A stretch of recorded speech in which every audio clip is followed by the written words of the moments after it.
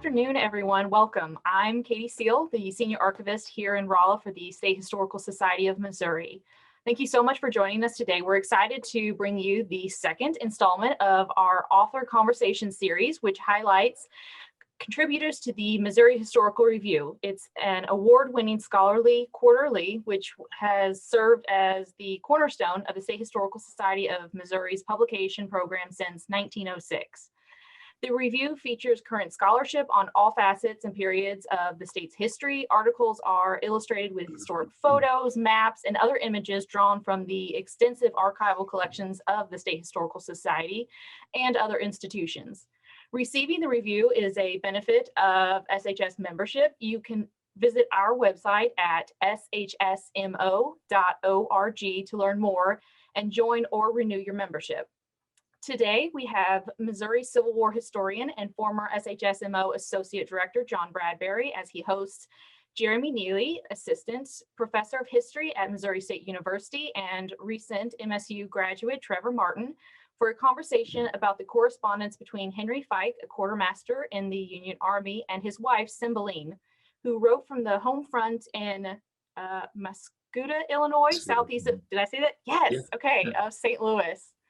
Drawn from Neely and Martin's January 2021 Missouri Historical Review article, the panelists will discuss the Civil War in Missouri and the rewards and challenges of working with the state's historical records of the conflict. The Fike letters provide vivid accounts of the hardships of wartime separation, as well as Henry's experiences here in Missouri, particularly during Price's raid in 1864. So first off, welcome to all of our panelists, and I will turn things over to John Bradbury. Thank you, Katie, and welcome Jeremy and Trevor.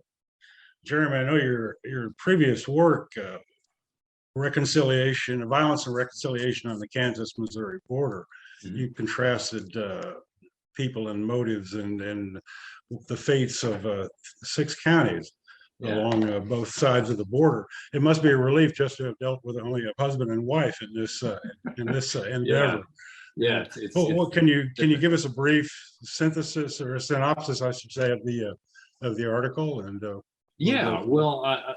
origin of it came when I was, as it often goes, I was working on something else. My next book project I thought was going to be about Missouri after the war, continuing on the same time period that previous book did. And I discovered at the State Historical Society a collection of diaries from this guy who ends up in Warrensburg named Henry Fike. And I found that his diaries go all the way back to when he was a college student at McKendree College in Illinois, in Lebanon. And so he's beginning his diary in the 1850s, and he keeps it almost daily with a brief interruption when the Civil War comes. But then he picks it back up, and it's a diary that he will continue to write in almost daily until the 19-teens. And as a historian, when you find those kinds of things, it's like, wow, that's gold. Right. Yeah, and so I thought, well, maybe there's something else out there I could look at to help corroborate his story, because diaries are sometimes not always that helpful by themselves. And turns out that he had a collection of letters that strangely ended up on the other side of the state line in Lawrence at the University of Kansas, and altogether it was about 300 letters written mostly to his wife. Lucy is how he often called her. And in early parts of the exchange, but then she goes by her middle name, Cimbaline, as well. But she writes back 90 plus letters. And for me, that's maybe the most interesting part of this whole exchange, because we know a lot about the experiences of Civil War soldiers, but we don't often get the other side of the people living back home. Yeah, not often the case that the wives' letters were saved on soldiers on campaign. Right. Right. So what Trevor and I did is we took a look at the period during which Henry is serving in Missouri in the 117th Illinois Volunteer Infantry, and the exchange back and forth from September to December 1864. So it's really just a 2-month period that you concentrated on. Yeah. And that just happens through the period of Price's raid, obviously. Right.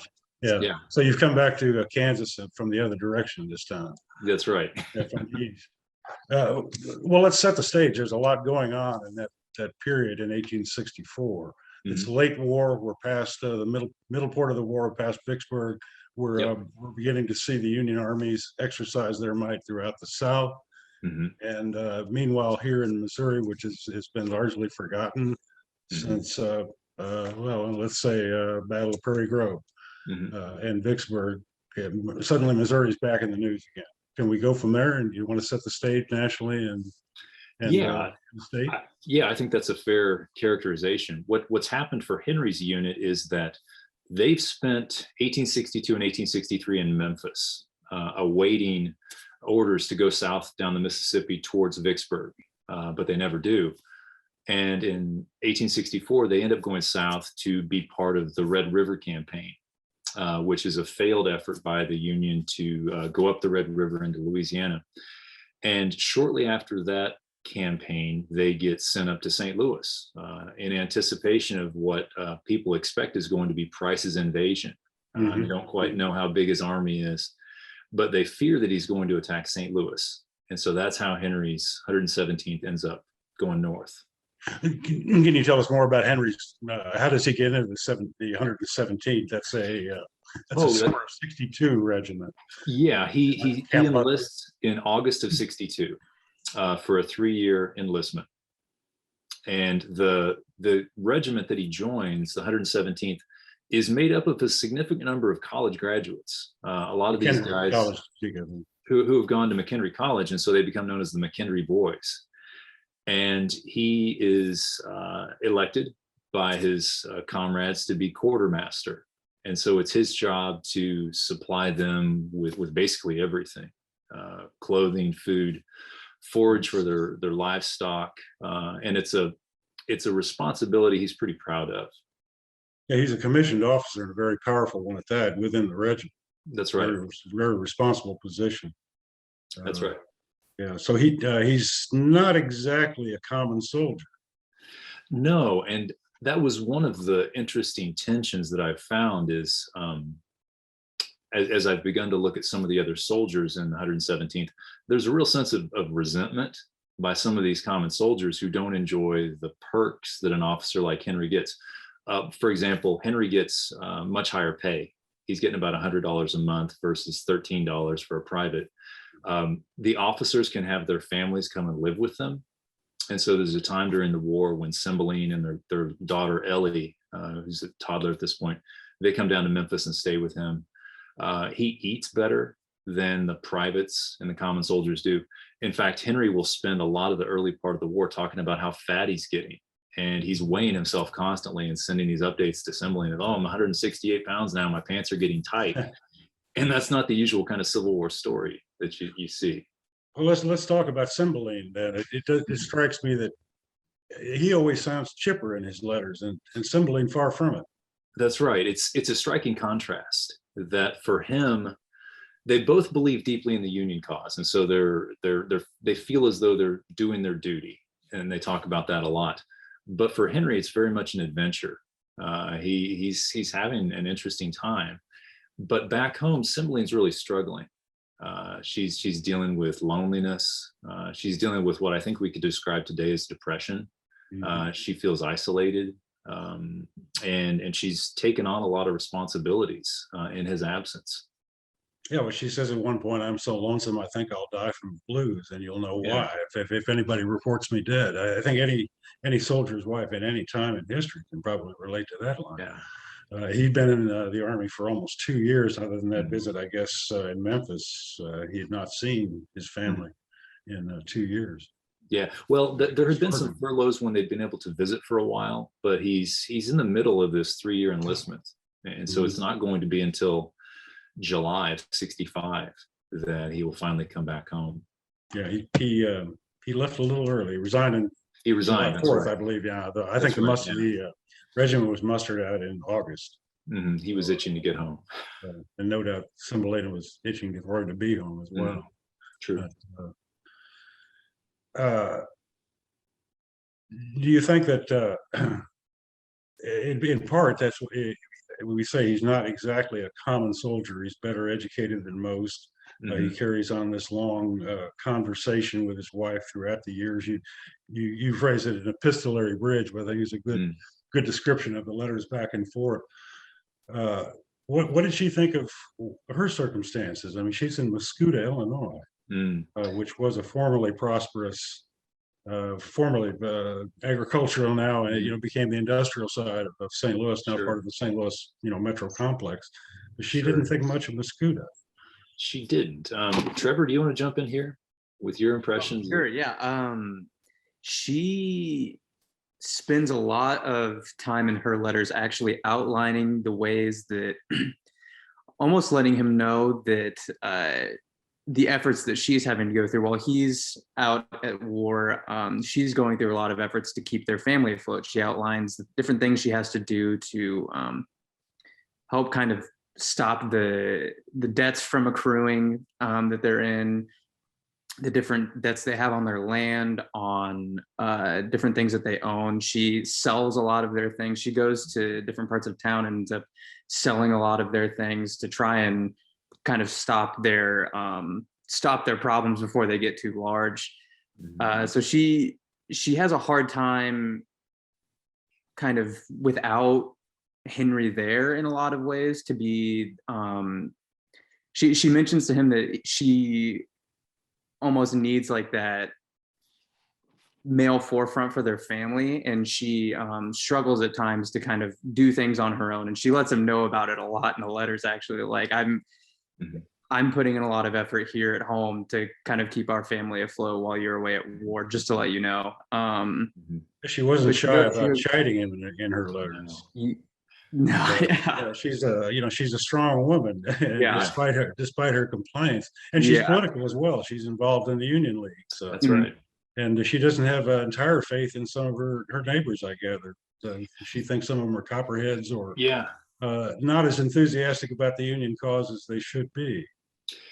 That was one of the most interesting things to me is the degree to which she really resents the neighbors that aren't doing their part, the men that aren't stepping up to serve, the men who are trying to find substitutes, and then the people that she believes are just straight up traitors. Yeah, she names names. Yeah, she names names, and she starts threatening physical violence against these folks. That if she had the ability, she would just knock somebody's block off, and it sort of defies our understanding of 19th century women as being nonviolent, not physical, but boy, she is a strong woman. Yeah, and she's she talks in the letters that you've published about scrimping and saving and selling her furniture to raise money and not buying some small things that she would have liked, some conveniences. Meanwhile, she's making shirts for him. She's sending handmade shirts to the man. And then there's a surprise we'll get back to later that I think we need to talk about. But let's shift tracks for a minute and talk about Price's raid and what Price's expedition, which some folks say turned into a raid very quickly after they entered into Missouri. We'll call it Price's expedition for now. And what is he seeing in this? How does he wind up coming from Memphis, Tennessee, up the Mississippi River to St. Louis, and then chasing Price on foot? He's in the infantry, by the way. That's right. The 117th gets to St. Louis before Price reaches Pilot Knob, and so they're ahead of him. And I should point out from the outset that Henry will never actually see combat with any of Price's men. He's going to be trailing them across the state of Missouri. If anybody found out anything in the Civil War, is that if you were chasing Price in your retreat, you were going to be marching fast. The infantry was never quite going to catch up with Price. Yeah. So his regiment gets divided, and some of the guys get sent down the railroad to Fredericktown in anticipation of Price's raid. They see some skirmishing there, but for Henry, it's mostly a waiting game. He's in St. Louis and he's reflecting upon the city being abuzz with the anticipation that the rebels are now finally going to attack. And what was interesting to me is that these fears spread across the river. That you have folks in Illinois that are expecting Price is going to come across the river and invade their state too. And of course, he's telling Cimbaline it's never going to happen. You can tell the folks in Illinois he'll never cross the river. But what I was fascinated with were Henry's observations of the war. This is really the first time that he's seen the elephant. They're following in the wake of Price's raid, and he begins to detail just the devastation that they're coming across, and some of the selections that we have, I think, document that. They come across the body of a dead African American man. They're seeing farms that have been burned out. They're hearing reports of guerrilla violence, and it's passed through Syracuse. And yeah, and for Henry, this is where the title of the article comes from. He tells Cimbaline that these are the terrors and trials of war, and that you truly have to have seen them to believe them. And I think it was a different kind of war than what he'd expected in some ways. Yeah, there's a real disconnect in his letters where he's looking at a beautiful country in his eyes, and formerly prosperous country, and a country full of all kinds of promise. And yet he's in the middle of this devastation. The further he goes, the worse it gets. He gets into the burnt district. There's a real disconnect in what he's seeing and what what he's evaluating in other terms. And he did see evidence of atrocities and violence. I noticed that you depended on Sinisi, but not so much on Mark Loss's book. It mentions quite a little bit about the depredations, looting. I think it's just maybe just a question of attribution of who's doing the looting and killing and between the authors. But I noticed you did not use Loss. But continue if he's still on the march chasing. Yeah, he's on the march. And Trevor, what jumped out at you as he's going across the state? I was impressed by the detail, kind of like you had talked about, the detail with which he accounts the destruction, but also for me, reading in great detail a lot about places that were familiar to me, places that he had visited, such as Jefferson City and Sedalia, places where like I have had family, I know people who have had family. So kind of reading about these places and seeing how much destruction was capable was really interesting to me, because it was something that I hadn't really approached before as a student. So the last hurrah. One thing that surprised me about Henry and his perceptions of Missouri, his descriptions, in addition to that kind of paradoxical attitude that you described, Sean, where on one hand he's deeply affected by the devastation he sees, but he's also enchanted by the prairies and the landscape and how clear the Gasconade runs, is how he perceives civilians in Missouri with, I think, a more generous eye than do a lot of Unionist soldiers who come in from out of state. There are a lot of guys who come to Missouri, whether it's from Wisconsin or Iowa or someplace else up north, and they're looking down their nose at these Missourians. They sort of disparage them. I don't recall seeing a lot of them call Missourians pukes, although that was a pejorative that was in circulation at the time. But this was a society marked by slavery, and that it had really degraded Missourians. But we talk about the same thing. In fact, that he says that most of the people they encountered along the way were loyalists. Which also speaks to the fact that when they had their chance in their last chance, Missourians did not once again rally to the Confederate cause, rally to Price. Any numbers that made any difference. That's right. He's describing throngs of people who were coming to the road as these Union soldiers are chasing Price west across the state, and that's right. It's for Price a bitter disappointment. Sterling Price believed that once his army came back into Missouri, they would be celebrated as liberators, and that Missourians would throw off the federal occupiers, but that doesn't happen. And he's in a solidly German settlement area for most of the time as well, which would factor into that. He might find a little different reception had he gone to Boone County or north of the river, some of the Jackson County.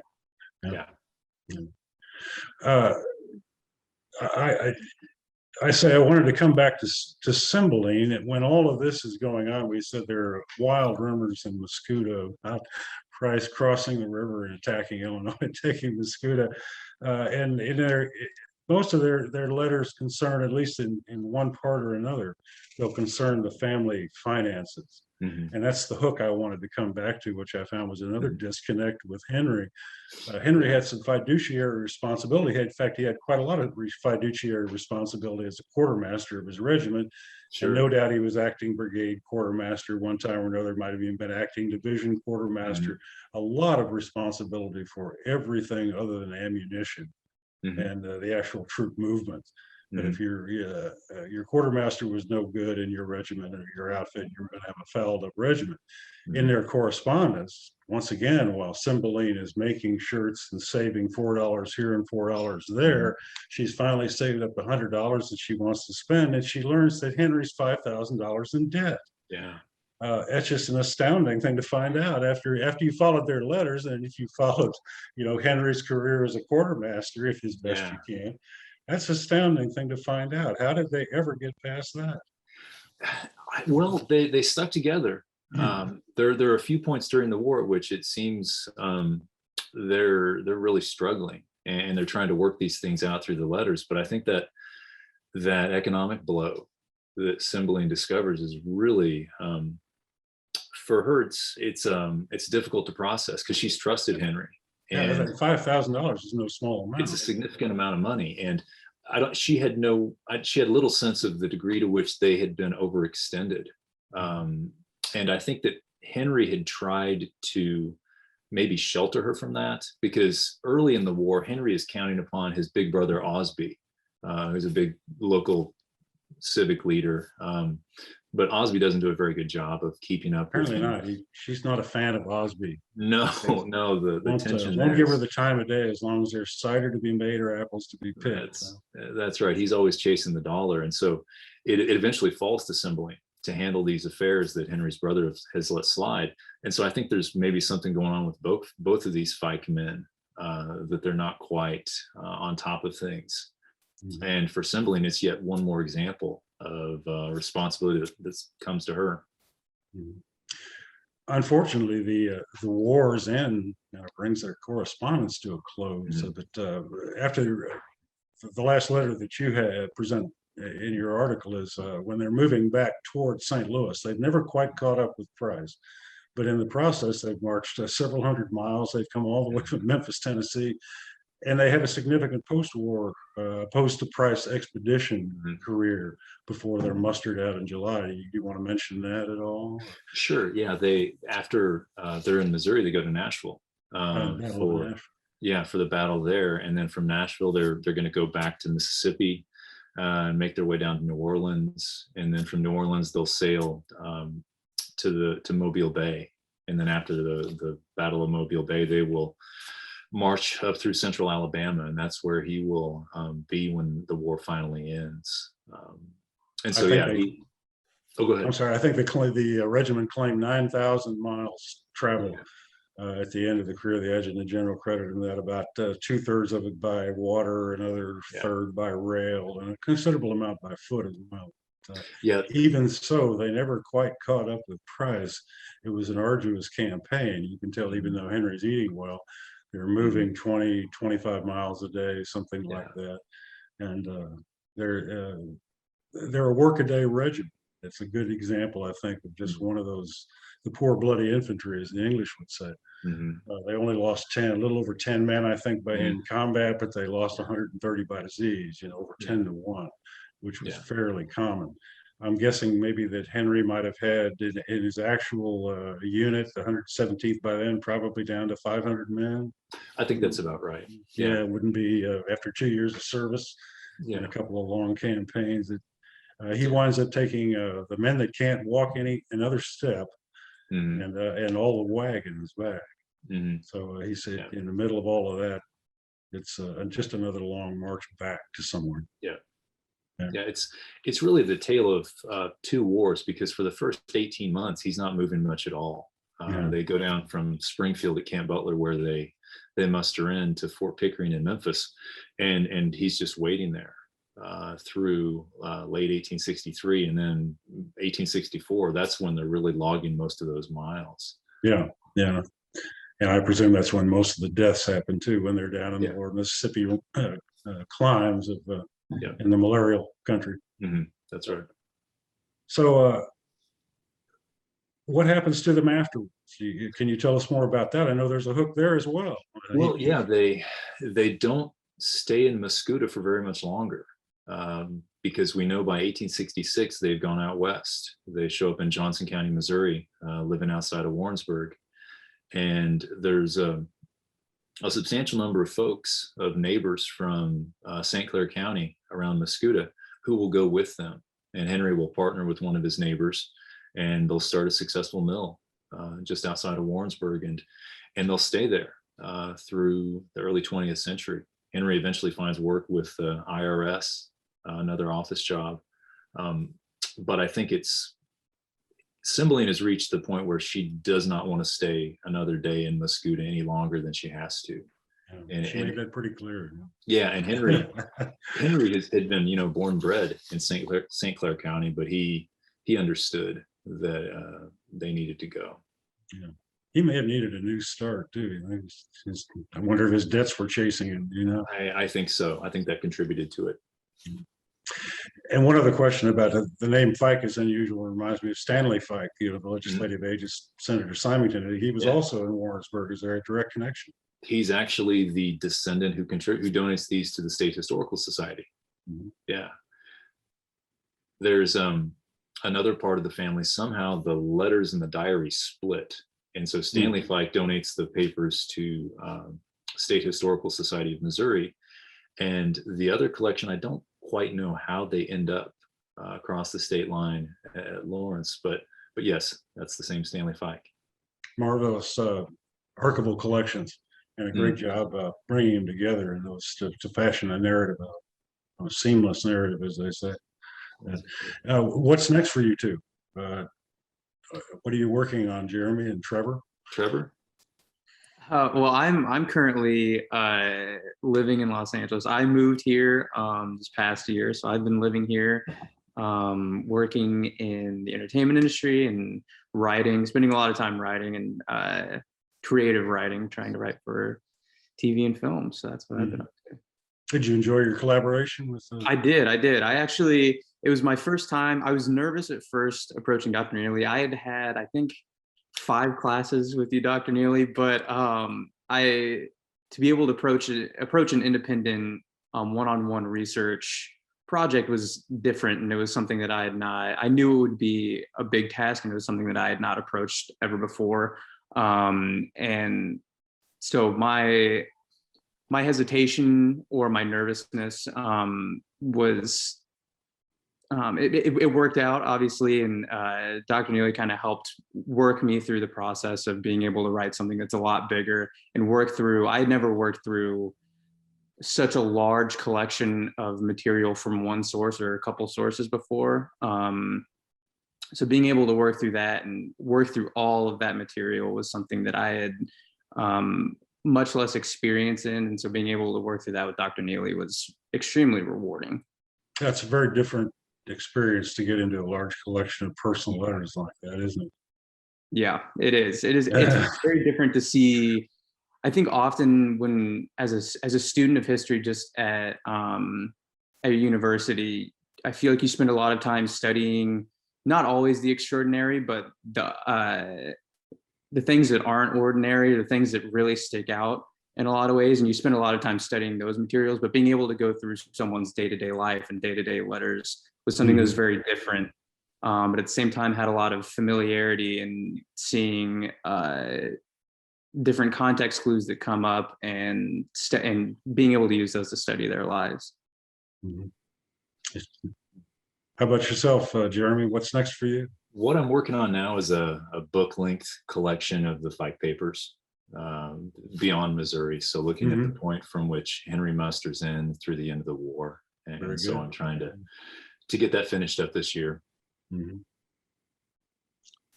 Anything I have not asked you, a point you wanted to make?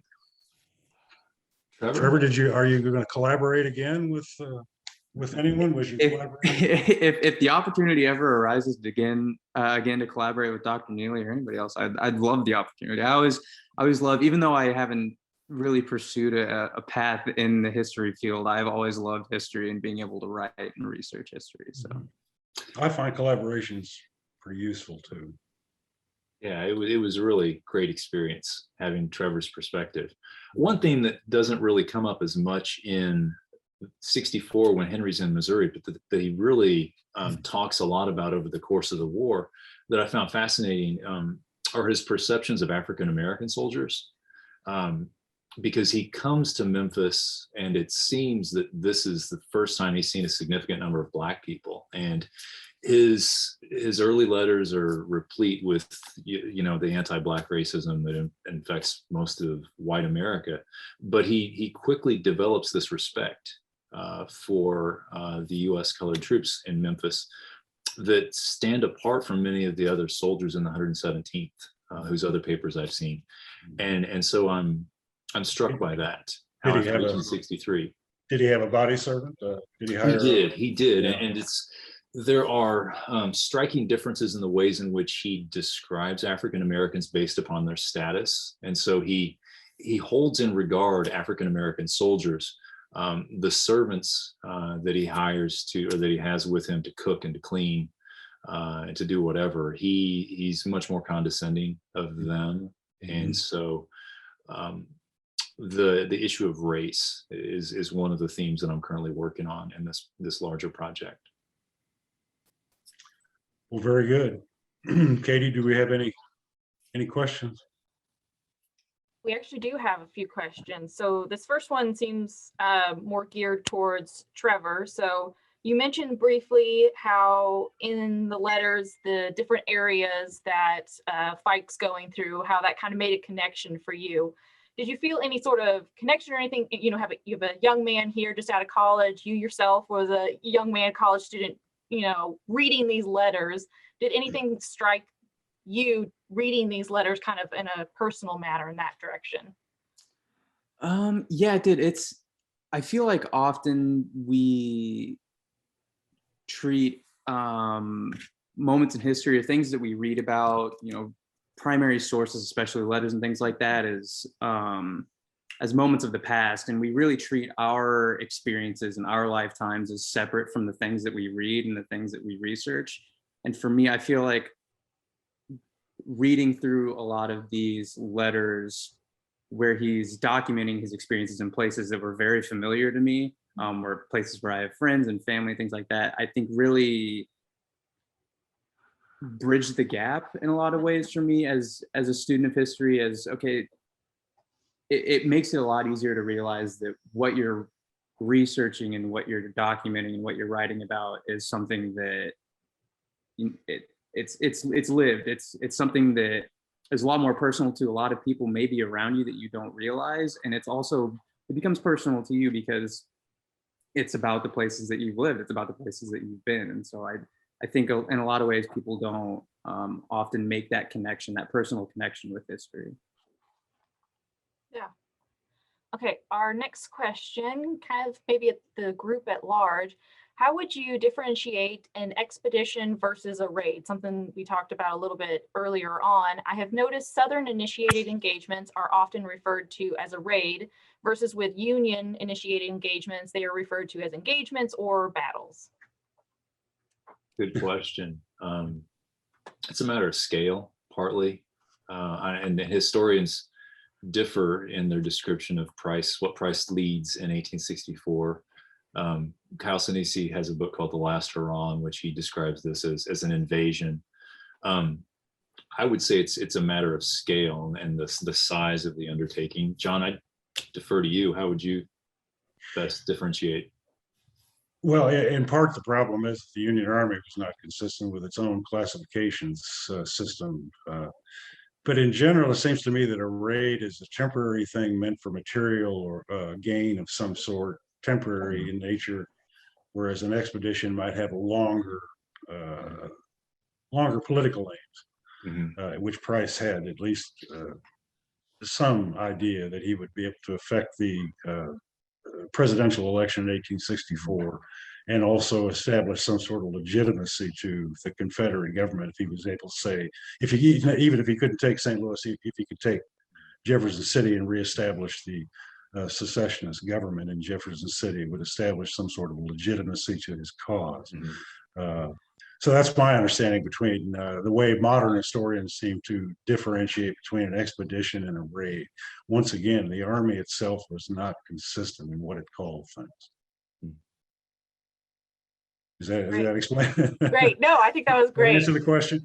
All right. So our next one is from Kathy. Henry earns so much more than the common soldier, which you all mentioned, but still his wife has to struggle to survive financially. Do you know what Henry did before the war to compare his soldier pay with his civilian pay?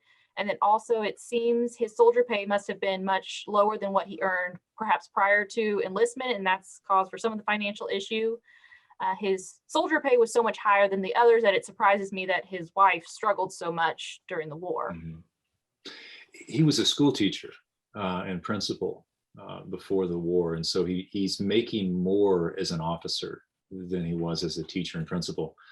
I don't have good evidence to say how much he was earning before the war, but it's clear that he's doing better than he had ever done before. He's sending back money during the war, but I don't think that it's ever enough to dig them out of the hole that they've gotten themselves into, or that Henry's gotten them into. It's never quite clear what that hole is. So is it real estate? There's some implication maybe he was renting property. Yeah, he's renting property. Yeah, he's he has bought some real estate, and it's mostly about land. And he has both debtors and creditors that Osby is supposed to be taking care of, and doesn't very well. And so he's ambitious. There are a number of times during the war we see Henry angling for a colonelcy. He's interested in leading African American troops, and he's disappointed that doesn't happen for him. But this improvement in his earnings doesn't get him out of the hole. Okay, so our next question from Linda. What can you say about the Confederates in Missouri? My great-grandfather from Central Missouri enlisted around the same time period as Henry did, but as a Confederate in Batesville, Arkansas, as a 16-year-old. So he ends up being captured and eventually released after giving the oath of loyalty, So what can you say about Confederates in Missouri at that time? Is there any, how much does Henry reference that in his letters during this time? Henry doesn't, Trevor, correct me if you remember this differently. Henry doesn't really talk about the rebels a whole lot because he doesn't see them. Yeah, he doesn't make much mention of them. Yeah, before Price's raid, there really hasn't been a conventional Confederate army in Missouri since early 1862. After the Battle of Pea Ridge down in Arkansas, the Confederate armies has largely been driven from the state. And so there are Confederates in Missouri, of course, but if you're going to join a company of regulars, you're going to have to go outside of Missouri. You've got a significant number of men who had volunteered secessionists in 1861 who have deserted or been paroled and have come back home. Some of these guys will go to the brush and fight as guerrillas. But it's the return of Price that marks the re-entry of Confederate armies into the state. They'd been pretty well run out of Missouri up until that point. The regular Confederate armies, they massed, in fact, in northeastern Arkansas before coming back into Missouri in September '64. And you mentioned that your descendant was enlisted in the Confederacy in 1862. That was the same time that Fike enlisted in the Union Army. Both sides by then had decided it's not going to be the short, quick war that they'd all hoped for. And they begin to raise another round of regiments for 3 years of the war. The Confederacy raised considerable amount of men in southern Missouri, also due to the conscript law. And it was, for a lot of people, it was that point in the summer of '62, as it must have been for Henry Fike. He set the first few months of the war out. I'm not sure exactly doing what, but a lot of people in the summer of '62 had to make that decision on what they were going to do. Mm-hmm. Great, do you know what he did for the first few months of the war, John? Jeremy or Trevor? I don't know. Some of his letters vary. He's not quite as loquacious. Early in the war, he's talking about they muster in and go down to Memphis, I believe, by November of '62. Mhm. All right, our next question is from Norman. When Price passed through Union, Missouri, and further west near New Haven, Price's raiders killed a few citizens and executed some prisoners. Were any of these events described by Fike? I would have to go back, Norman, and look specifically at the entries, but he does, in at least 2 occasions, describe executions like that. And so the one at New Haven may have been amongst those. The other that jumps to mind is whenever he's west of Jefferson City, around Tipton and Syracuse, that he's really moved by what he sees in these executions. Which may have been bushwhackers rather than Price's main army. Yeah. So it seems to be a question of attribution, not whether or not there were atrocities.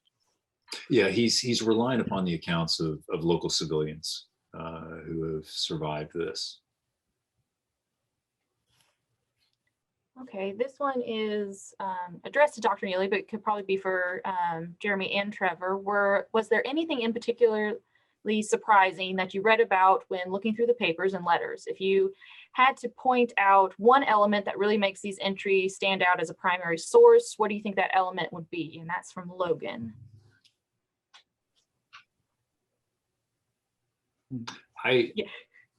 For me, it's Cimbaline, and the degree to which she is beyond disappointed. She's angry at the local men who don't step up and serve, and she calls them out as cowards, and that they're really emasculated by not volunteering to fight. And by the time that the draft gets imposed in St. Clair County, she's really she's naming names. And to me, the degree to which she was quite open about this was surprising. I think Cimbaline's letters especially have a unique impact in the way that you usually hardly ever see dual correspondence from husband and wife during these types of during wars like this. It's often you find letters from the man to his wife, or you find a man's diary accounting his experiences at war. But getting both of their correspondences back and forth, you really get to see a window view into how not only the war affected both of them, but how it affected their relationship and how it affected their marriage. And you really get to see the emotional toll it has on her, having to really step up, and how strong she becomes, and having to deal with not only their problems at home, but all of his problems that he's left behind. You get to see how the war affects them and their relationship in that way. Yeah, for sure. No, working in an archives, I can tell you, you don't always get both sides of the conversation. So that was truly the interesting part for me reading the articles, being able to see that back and forth. Our next question is from John. Fike's regiment was sent on foot to catch Price's mounted cavalry. Does this say anything about the quality of Union military leadership at that time? I mean, you can draw your own conclusions. I would, in fairness to the Union leadership, I would say that Fike is part of a larger pursuit, and I think he's towards the rear of this pursuit. And so I don't know that his distance in this pursuit is representative. There were a lot of companies that move out well ahead of where Henry is. And so I'll leave it to John. Well, I would say something about maybe the 16th Army Corps, which was almost an anomalous unit in the Army, that it was almost a mobile strike force. And this is it's a strike force of 10,000 men with embedded artillery and cavalry. So it's a testament once again to the quartermaster system that they were able to bring this outfit in toto. Took them a while, and they almost got sunk themselves in the Mississippi River, but they bring them all the way from Vicksburg and land them in Missouri just at the right time, when if there was ever any question that Price was going to attack St. Louis, suddenly these veteran troops made a tremendous difference in the lines around St. Louis. you're right that the infantry was probably never going to ever catch Price. That was one thing that had been demonstrated throughout the war and engagements with Price, that the infantry couldn't march as fast as Price's infantry. But they were determined to put an end to it once and for all. I think also in the background of this is that Rosecrans was out of favor with the Union High Command at the time. Grant was not a friend of Rosecrans. He said that anytime you put Rosecrans anywhere, the first thing he's going to do is ask for more troops, something to that effect. So he was out of favor in the fact that they did, in fact, bring this Army Corps up the Mississippi and land them in Missouri to deal with Price. I think emphasizes just the fact that they were going to finish Price once and for all. And it was an enormous logistical accomplishment just to get them there, even though they didn't quite make it. At least Henry's men didn't. 16th Army Corps, they go back and then resume their efforts as a corps at Nashville and Fort Blakely. Okay, so next one is from Christopher. What did the letters tell us about nationalism, either Southern or Northern, and loyalty in Missouri and Southern Illinois during the war? How different were the experiences in the two neighboring states, separated by just a river? That's a good question. The sense of nationalism, I think, is one of the bright threads that's easily identified throughout both Henry and Cimbaline's letters. That's present in August of '62 when Henry's describing this accursed rebellion, and that he very much believes in the necessity of preserving the Union. And Cimbaline is one of the founders of the local Union League, and she's frequently dismayed by the lack of fervor exhibited by her neighbors. And when the Union League begins to fall apart, she takes that to heart. I think I don't have a very good sense on the St. Clair County Copperheads. What I get a sense is that many of them are they're conservative, anti-war Democrats, but they're also observing Independence Day on July 4th. They're having separate observations, and so I think they fit what Jennifer Weber in her book Copperheads describes as this they're just antebellum vision of America they feel has slipped away from them, and they would like to somehow be able to return to that. Henry doesn't talk about the Copperheads as much as Cimbaline does, because he's away from there, and I think Henry would find that the Mississippi isn't much of a cultural barrier, because when he gets to Missouri, that's the thing that he notices, is the full-throated kind of unionism that he's passing through and seeing in these throngs of patriotic civilians. And so it's a good question. Trevor, what do you think?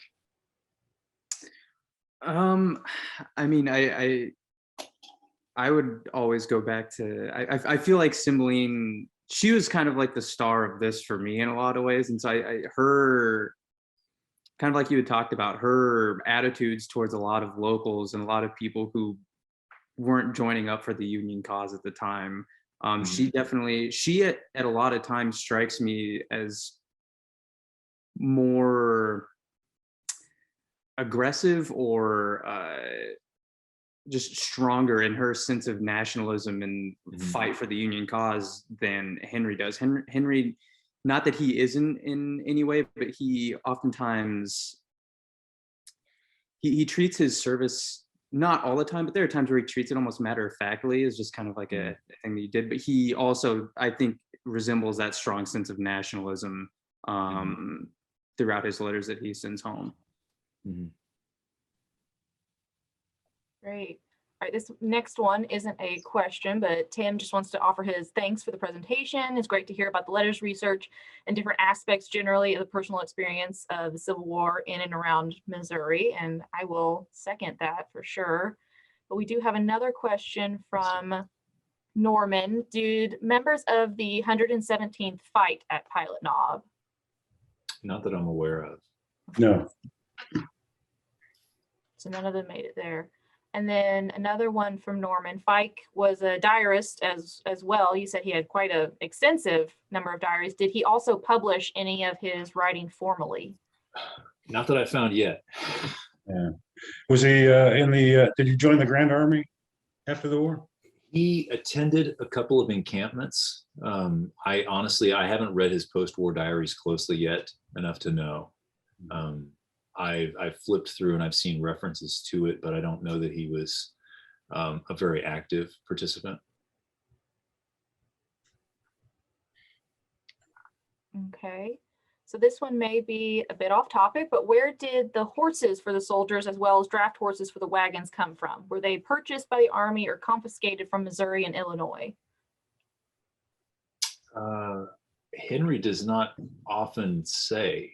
In Memphis, it's clear they're confiscating, but they're also purchasing a lot of things from local farmers. When they get to Missouri, because they're on the move, he's not talking about the day-to-day operations of his office, and so I can't say. John, what do you suspect? My guess is a little of both, but by that time in '64, the Union Army's running an enormous horse buying operation, in all the northern states, horses and mules both. There would be some confiscation, but during Price's raid, they were just Price would have been using his animals up at an enormous rate. There wouldn't have been much left to confiscate. In fact, there are tales, Price's soldiers swapping out farm animals for worn out cavalry horses and artillery horses. So I think certainly on Fike's level, he wouldn't be dealing with a great deal of confiscation, nor would he be dealing with buying and selling himself, but he would be dealing with this huge quartermaster organization that's being supported through St. Louis, and his all of the equipment, all the mounts, all the wagons, everything would be funneled through St. Louis in that quartermaster organization. That's one of the realities that struck me. I hadn't studied quartermasters before I got into this, and just the sheer volume of paperwork that he's dealing with. It's extraordinary. Yeah, it's extraordinary. The monthly reports and then the quarterly reports that he's required to submit, keep them right down to the last candle, the last pound of beans, the last pound of coffee. Certainly on Henry's level, the regimental level, he'd had a quartermaster sergeant helping him with that, and keeping track of that. But the paperwork was just enormous, even on the regimental level. And I just suspect, with that, looking at his career, that he was assistant brigade quartermaster at one time or another, assistant division quartermaster, and his responsibilities in the paperwork would have just exploded on top of everything else. And he makes it a point at one point to tell Cimbaline that while everybody's celebrating and drinking, all the officers, that he's gone back to fill out his paperwork quietly in his tent. So he lets Cimbaline know at least he's not wasting money and time carousing with the rest of his fellow officers. Okay, our next question from Dan. How discontented were Price's troops as they marched away from St. Louis and then Jefferson City? Was there any mention in the letters about the Confederate morale in Missouri? Trevor, I don't recall Henry mentioning Confederate morale much. I mean, it seems clear that Price's army is steadily eroding by the time they get to Westport in October. I think the only mentions I really remember are, I think, a couple times in letters. I think from his time in Memphis, possibly, he mentions, or maybe a little bit before what we've covered, is he almost is like in passing, like, oh, those Confederate boys must be like reeling. He kind of treats them as like as an assumption of their morale, not as much of like, we know that they're struggling, things like that. Yeah. Okay. Our next question from John: are any of Cimbaline's letter available online anywhere? Not that I know of. Those are housed over at the Spencer Research Library at the University of Kansas, and at last check, they had not digitized any of those. One of the most fun parts of this project has been watching Cimbaline's development as a writer. because her earliest letters to Henry are little more than a couple of sentences, and her penmanship is you can see it's not good. She's not been a person who's had a lot of experience writing, but by 1864-65, she's writing letters that are a dozen pages long, and her sense of confidence as a writer and just her strength just pops off the page. And so that to me was a really fun thing to track over time.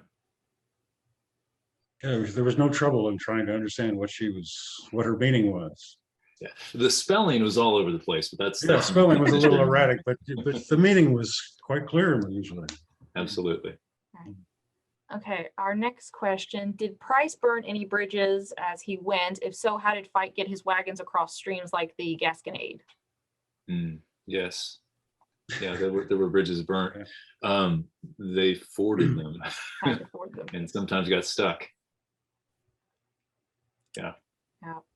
Okay, our last question here. In the United States, there's endless research about the Civil War. Most other nations with internal conflict kind of set those aspects of their history aside and focus on other bits and pieces of history. Why do, and this is kind of for the group at large, why do you believe it's such a big focus here in the United States? It's the big question. Yeah. Trevor, do you want to take first crack? Man, and it could be just what drew you. You are all have done research into this scholarship. So what drew you to this particular topic? I think for me personally, I think for me why the Civil War is so interesting is that, I mean, it's similar with any other conflict or topic of history, but I think especially so with the Civil War, that every day, I think in daily life, in daily culture, in politics, whatever it may be, I feel like we're always dealing with a lot of the effects of the Civil War still today. And I think, to me, with how fresh all of that still feels, and how the discussion around it still is always picking up, and it's always turning, I feel like makes it much more living as a moment in history than a lot of the other things involved with the United States history. Yeah, I would echo that the war, it is still with us today, whether we want to recognize that or not. It draws upon these fundamental questions of American identity. How will a society govern itself, especially when it has to confront an issue like slavery that really gets to the contradictions of our early history. And we still deal today with these tensions between state power and federal power, and these divisive questions of race. But it's a moment for Henry and other letters where he recognizes in this struggle a test of self-government, of small r Republican government. And so, and it's a test that's always it's a perennial test.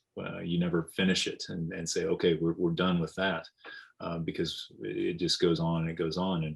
And to see it through Henry's eyes was compelling. I think that's very well said, both by Trevor and by Jeremy. I can only add for myself that I don't know how you cannot study the Civil War in Missouri, and I suspect a good part of eastern Kansas as well.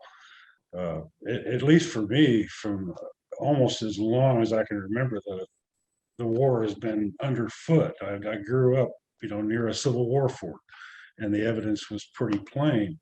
And as I got older and got interested in archival matters and archival resources, bingo, how can you not be interested in something that's that dramatic and that personal? And still, everywhere you walk around today, you can see evidence of it, not only in the cultural sense, but also in the physical sense. There's a Fort Street in St. Louis, Jeff Barracks in St. Louis. You've got all of that great stuff in Missouri to see that's still a relic of that period. How can you not study it? All right, so we're right at that 2 o'clock mark. So if any of the panelists have any final remarks, any final comments, anything they want to share? Okay. No, then appreciate the opportunity. Thank Yeah. you. Thank you I very just much. Thank you guys all for coming. I think that was really excellent. If we didn't get to your question, please reach out. We can either direct it to one of our panelists if that's who you're looking for, or we can help you here at the State Historical Society. So thank you for everyone for attending. And again, this will be recorded. So if you want to take a look at it again, you can find it on our website at a later date. But once again, thanks everybody for coming.